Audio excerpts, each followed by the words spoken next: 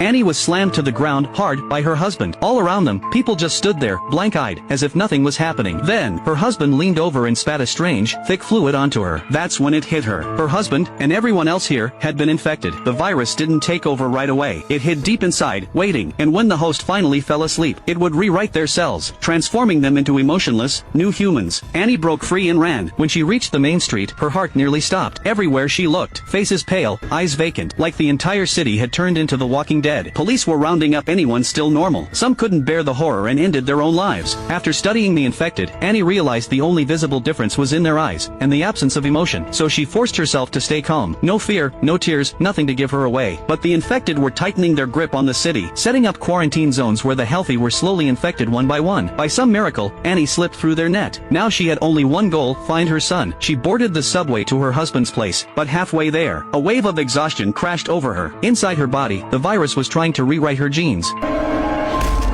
She jolted herself awake, rushed into the restroom, splashed cold water on her face, fighting to stay conscious. When she finally reached the station, her husband was already waiting. To sell her cover, Annie subtly showed the clear, sticky residue on her hand. He didn't suspect a thing. At his apartment, she found her son, and to her relief, he was still human. The reason? When he was younger, he'd survived meningitis, and it had made him immune to the virus. Annie was overjoyed, but there was no time to celebrate. She took his hand and slowly made for the door. Her mother-in-law was glued to the TV, making this the perfect chance to slip out. But just as Annie closed the door behind them, the sound caught her mother-in-law's attention.